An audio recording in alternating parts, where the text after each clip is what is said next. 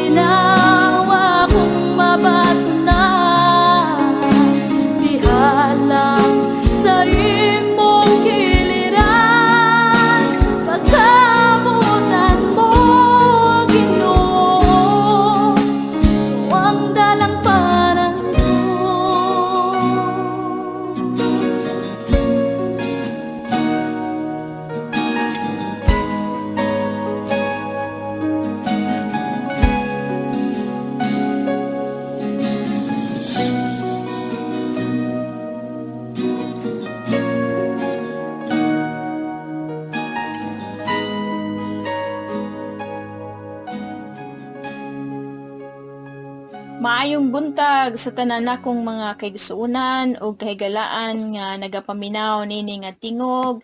Kini ang inyong higala og igsuon diha sa ngalan sa atong buhi nga Dios nga si Ginoong Hesukristo. Joy Pilais Valiwald. Sa makausa ako nagapasalamat sa atong buhi nga Dios sa lain na usab nga kahigayunan alang sa atong pagtuon sa iyang mga pulong.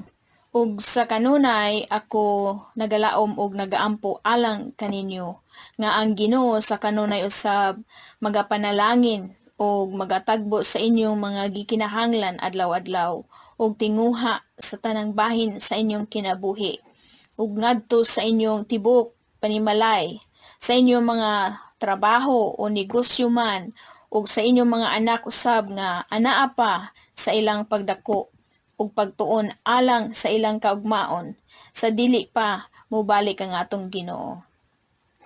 Dili usab kita magakaluya diha sa pagtinguha sa kanunay sa pagkinabuhi sa kinabuhi nga matarong alang sa kaugmaon sa atong kalag ug espiritu ug aron usab nga mahimuot ang Ginoo kanato ug dili siya magmakuli nga mutubag sa atong mga pagampo. Dalaygon ang ngalan sa atong buhi nga Dios. Ang topic nga atong pagahisgutan karon mao ang pagbungkag sa serkulo sa sala ug unsaon nato pagkultibar sa saktong relasyon niining mga panahona.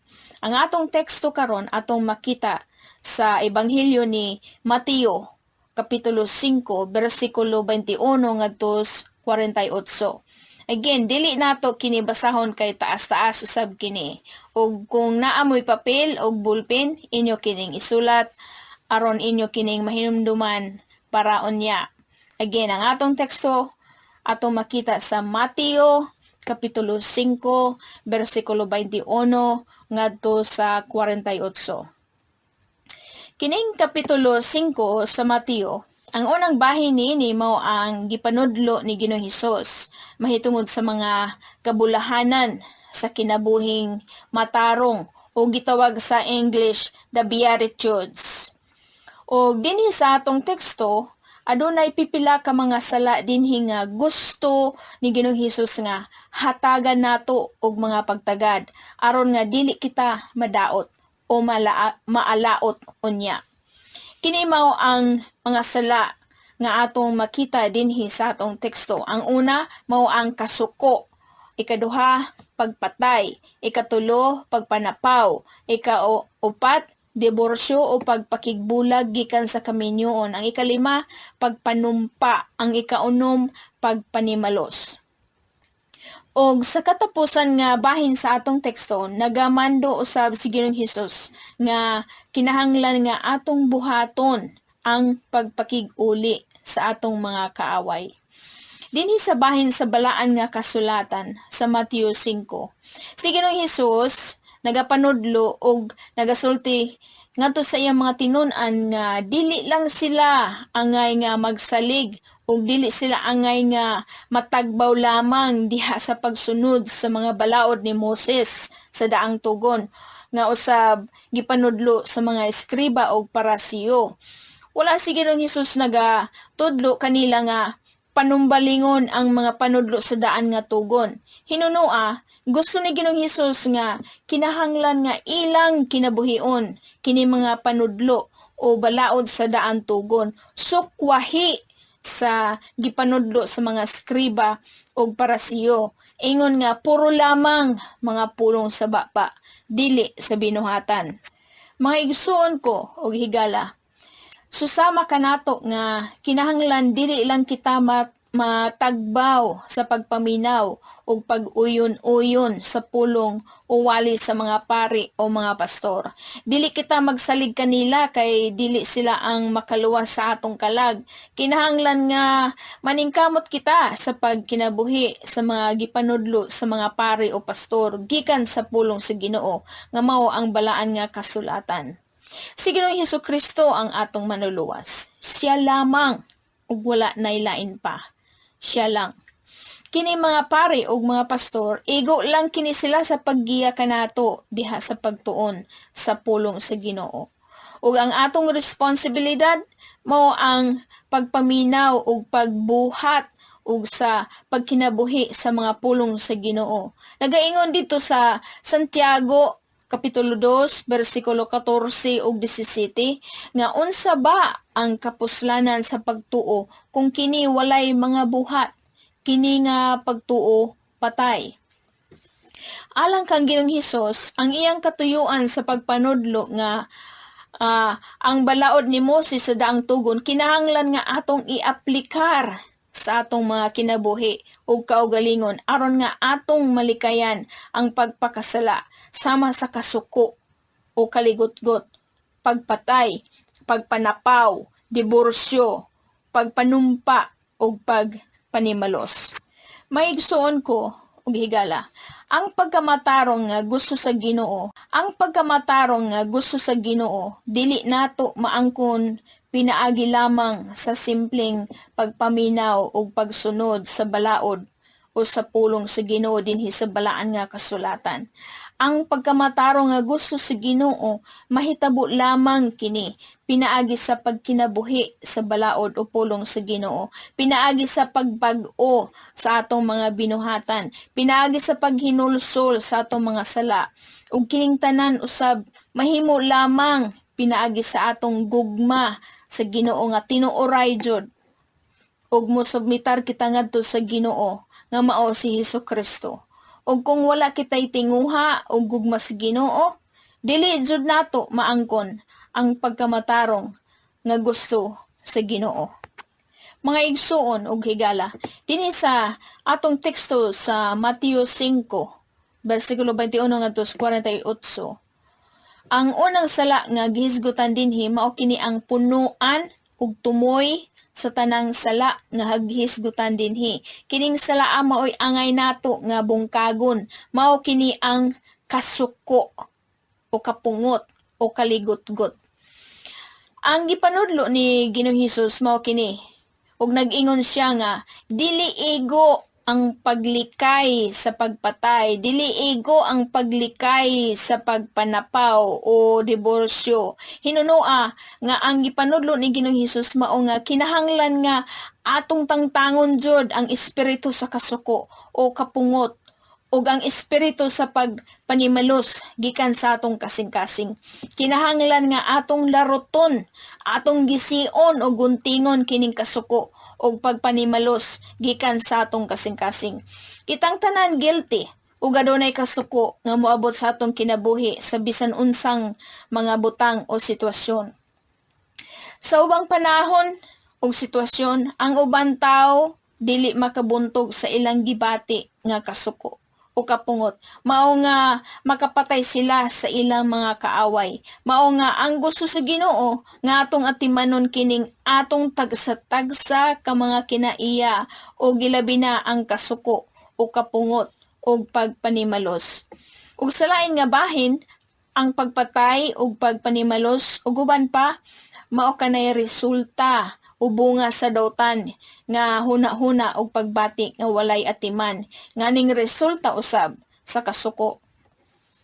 Naay giingon nga ang mata nato maoy makakita, ang utak nato maoy naay gusto, ug ang tibok lawas nato maoy mulihok sa nakit-an sa mata ug nagustuhan sa huna-huna. Ang resulta ani mga igsoon ug higala mao ang pagpanapaw ug diborsyo. So, kinahanglan nga ang atong mata ug huna-huna ug tanan nga pari sa atong lawas, kinahanglan nga maatiman kini sila nato. Unsaon man nato kini sila pagatiman? Kinahanglan nga atong hupngon o punon sa pulong sa Ginoo ang atong mga kasing-kasing ug huna-huna ug ato usab utruhon ang atong mga estilo sa kinabuhi. Atong imbitahon, tugutan nato ang balaan nga espiritu sa pagdumala sa atong mga kinabuhi.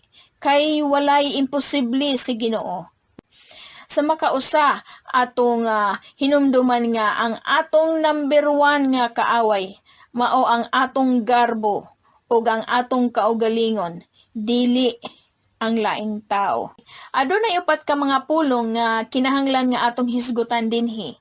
Kini ang pulong sa in English, ang una, recognition o pag-ila. Pag-ila sa atong kaugalingon. Kinahanglan nga moilatas atong kaugalingon. Pag-ila sa atong sayop. Pag-ila sa atong batasan. Ug pag-ila nga gusto ang Ginoo kanato nga kinahanglan kita nga mopasaylo sa atong kaaway. Ang ikaduha nga pulong maong gitawag og collision o pagbanggaay. Matag relasyon usa jud na kapag banggaay. Kada relasyon o tanan nga relasyon aduna jud kini pag binanggaay, ilabi na kung kitang tanan puro kita insakto, di ba? So kinahanglan nga naay usa kanato nga maningkamot sa pag-recognize o pag-ila sa atong sayop, ug ang pikas pod unta dili na kinahanglan nga magdrama-drama pa o magpagahi sa utak o kasing-kasing. Ang ikatulo nga pulong gitawag og escalation o pagdako. Ang kasuko o kapungot, kaligot-got, mudako jud kung ato kining sugnuran pa sa mga daan ug dugay na nga mga sayop nga unta gilubong naman to sila tanan. Ug kinahanglan pod nga likayan nato ang pagsugnod og mga pulong nga mga malaway. Ang ikaupat nga pulong gitawag og reconciliation o pagpakig-uli. Kasagaran jud nga kinahanglan pa nga gamito nato ang tanan natong kusog ug unod ug singot aron lamang sa pagpakig-uli. Paningtunta o magkurog-kurog tas kahadlo kay basin unya og mapakyas kita sa pagpakig-uli. Pero wala na laing mas tamis pa nga pagbati sa nagkahiusa o pagpakig-uli gikan sa kagubot, di ba? Busa, ang mapinasayloon nga tao, adunay kaluoy ug humok nga kasing-kasing. Apan ang madinumtanon nga tao, adunay daghang kaaway. Sa bersikulo 23 ngadto sa 25 dinhi sa Mateo 5, kini usab nagapahinumdum kanato nga dili ang Ginoo modawat sa ato mga pagdaig ug halad kung aduna kitay kaligot-got sa isig ka tao. Mao siguro nga mga igsuon ug higala nga usahay walay kasulbaran ang atong mga problema. Dili buot pasabot nga layo ang Ginoo kanato sa panahon sa problema. Naalay gihulat ang Ginoo nga kinahanglan ato usang tarungon o ayohon o buhaton. Hinaut nga nasabtan nato kini. Pananglitan, sama sa panahon nga ting-uwan. Diyan naay ning tulo nga tubig gikan sa atop. Kay naa di ay buslot. Diyan nasard ka ug nakakita kas tulo sa tubig ug diin kinigikan. Magsige ra ba di ay ka og reklamo ngano nga nagtulo ang tubig ug ngano nga basa ang imong saog? Hanga din taon pod og panagsa ug pangitaa ang buslot ug bulita ka ng buslot aron dili na mutulo og muuwan. Buhata ka na, dili kay magsigira ka og hangad tan-aw. Ug kini usab sa bersikulo 46 ngadto 48, nagasulti si Ginoong Hesus nga ug kung ang atong gihigugma, ang ato lamang mga higala o kaila, wala kitay nahimo alang sa Ginoo. Kini nga paghigugma, hinakog kini. Ug kini nga klase sa paghigugma, walay kalainan sa gugma sa mga dautan nga wala nagatuo ug wala nagasimba sa buhi nga Dios. Kining mosulod bitaw ta og simbahan, ilabi na og medyo nalayta sa oras. Inigsulod nato simbahan, dayon toy hakaw sa atong liog kay atong gipangita ang atong gwapa o gwapo nga higala o suod nga higala kay adto kita motapad paglingkod. Point deduction ni o minus point ni kanato dihas adubangan sa Ginoo. Busa, unya inigsimba nimo, paningkamuti nga makigtapad ka sa mga ikaigsuunan sa Ginoo nga wala ka makaila o katong wala nahisulod sa imong circle of friends. Ayaw ka tapad dito sa mga higala nimo nga kanunay nagadaig sa imong bag-o nga sinina o sapatos. Pangitaag katong igsuon nimo sa Ginoo nga naginusara adto katapad og lingkod. Ug diha sa pagbuhat nimo nini makadawat ka og taas nga grado o puntos gikan sa Ginoo nga mao ang kabulahanan ug tubag sa mga pagampo. So, unsaon man nato pagbungkag sa sirkulo sa sala? Unsaon nato pagkultibar sa saktong relasyon niining mga panahon na karon? Let us pray for our weaknesses. Don't pray for your situation. Don't pray for God's wrath to come down upon your enemy. Iampo nato ang atong mga kahuyangon, atong kaluyahon. Ayaw iampo ang imong sitwasyon. Ayaw iampo nga silutan sa Ginoo ang imong kaaway. Sa bersikulo 44, nagingon si Ginoong Hesus, higugmaon ninyo ang inyong mga kaaway. Panalanginan ninyo ang nagapanghimaraot kaninyo. Buhata ang maayo sa mga nagadumot kaninyo. O pag-ampo kamo alang sa mga nagabuhat kaninyo sa daotan o nagalutos kaninyo. Maigsoon og higala. Ayaw iampo sa Ginoo nga bag-ohon niya ang uban tawo para sa imong kabulahanan. Hinunoa, atong iampo nga lisuon sa Ginoo ang mga luag nga mga tuwerka o kwerdas sa atong mga kinabuhi. Iampo nato sa Ginoo nga hinluan niya ang tambutso sa atong mga bakba nga kuhaon niya ang mga pinulungan nga dili maayo. Iampo nato sa Ginoo nga alidan niya ang mga linya o wiring sa atong ugat sa kasing-kasing ug hunahuna aron nga limpyo ang dagan sa atong dugo ug aron nga makabaton kita og klaro o tin-aw nga panan-aw batok sa sala ug klaro o tin-aw nga panan-aw diha sa Dios nun nga pagkamatarong. Atong imbitahon ug tugutan ang balaan nga espiritu sa pagdumala sa atong mga kinabuhi. Kay walay imposible sa Ginoo magigsoon. Wala nay laing mas tamis pa nga pagbati gawa sa pagbati sa kalinaw ug kalipay kauban sa atong Ginoo. Dalaygon ang ngalan sa atong buhi nga Dios. Igsoon og higala sa makausa. Ako awhag kanimo sa pagsunod niini nga pagampo ug himua kini ingon nga imong personal nga pagampo sa imong kaugalingon. Ingon nga imong pagpakigsulti ngadto sa atong Amahan sa langit. Magampo kita. Maluluyon o gamahanan o balaan nga Diyos sa ngalan ni Ginoong Hesukristo. Sumala sa imong mahigugmaong kalulot o sumala sa imong kaluoy. Pasaylo ako sa akong mga sala. Giilan nako ang akong mga kalapasan. Ginoong Hesus, hugasi ako sa imong hamiling dugo ug tabangi ako sa kanunay diha sa pagkinabuhi nga matarong sumala sa imong mga pulong ug mando ug nga mahimuot ang imong ngalan sa akong kinabuhi. Salamat sa kaluwasan ug sa imong dakong gugma alang kanako. Amen. Dalaygon ang imong ngalan Ginoong Hesus sa walay kinutuban.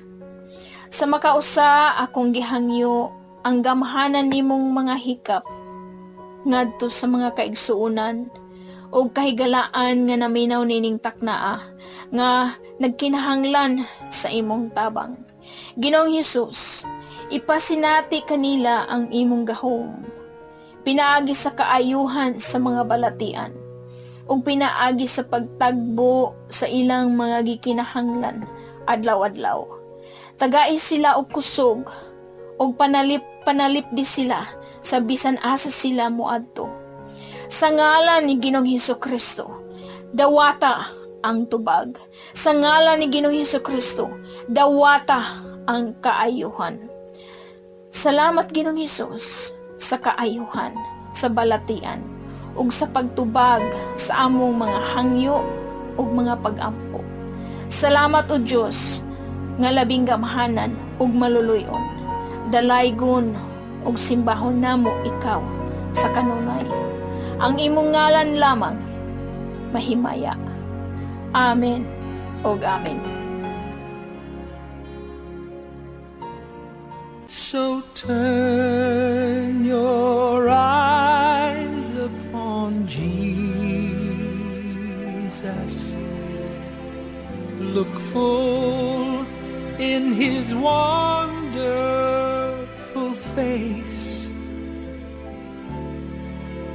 and the things of earth will grow strangely dim in the light of his glory. Mga kaigalan o mga kaigsuran, alang kaninyo nga walay higop ang kaibado, kung hain kita niini nga nagapagawas sa mensahe ang among dapit God's Miracle Revival Center San Agustin Tomas Opo sa Dirlite. Nagabi-abi kami kanunay sa tanan nga mudool alang kanila nga dunay pagpanginahanglan labi na sa mga butang espirituhanon. Dugang paniana ang atong kinabuhi samtang nagpadayon pa usap. Ato kining kaymuslan kay dunay mga maayong butang nga ato ng nasinati sa atong kinabuhi kung ato kining gipagawas nga na kaninyo sa mga butang nga gikinahanglan nga atong mabatunan dinhi sa atong gitanon nga kinabuhi. Maayong buntag kanito na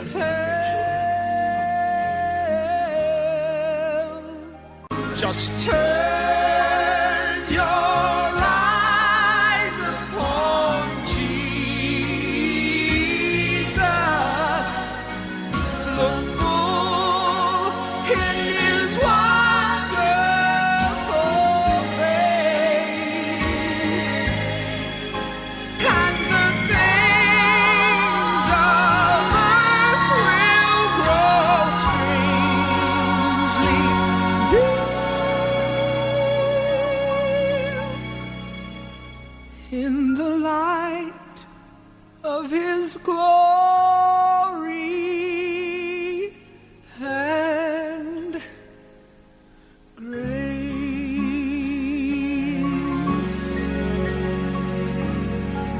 Jesus.